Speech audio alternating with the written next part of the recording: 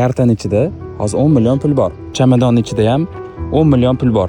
Chamadonning ichidagi pulni tanlasangiz, boshqa 10 ta muhtoj oilaga tarqatamiz. Agar kartaning ichidagi 10 million tanlasangiz, faqat o'zingiz uchun ishlatasiz. Qaysi birini tanlaysiz? Muhtoj oilalarga tarqataman. Bu xola qiyin sharoitda yashab, uylari eski bo'la turib, boshqalarga yordam berish tanladilar. Buni evaziga biz ularga kutilmagan sovg'a tayyorlaymiz. Oling sizga mana shu pul. Ishlatasiz kamchiliklaringizga. Yo'q. Rostdan? Menga ham rostdan. Rostdan sizga. Rahmat, baraka topinglar. Mana shu pullar sizga. Yana qaranglar. Ashni olib qo'ying, kamchiligingizga ishlatasiz. Hisobish. Shinani rivojiga bersa.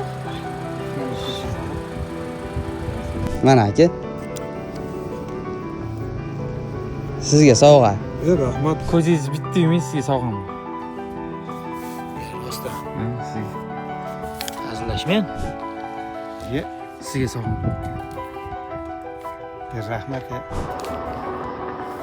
Yaxshi kunlarga ishlating. Rahmat. Rahmat. Ya jiyanim bunaqa narsa. Yo, men. Alloh ishinglarning rivojini bersin. Amin. Ya bolam.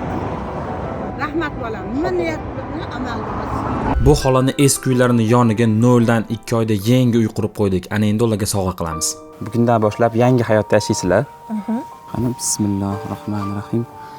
Ko'zingizni oching. Bu xolajon sizlarning eski uyinglar, to'g'rimi? Endi bitta orqa tomoningizga qarang-da. Yangi uy muborak bo'lsin.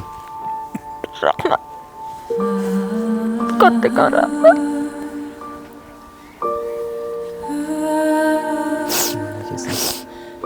Sizlar menga berdinglar. Sizlarga Xudoyim ming bersin. Eldarbek rahmat. Qarindoshlarim qilmagan yaxshilikka qo'lingizdan kelguncha qildingiz.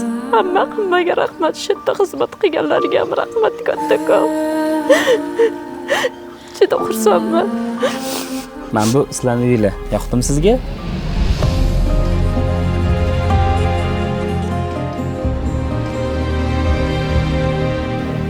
Kutmagan edim bunaqa chiqadi.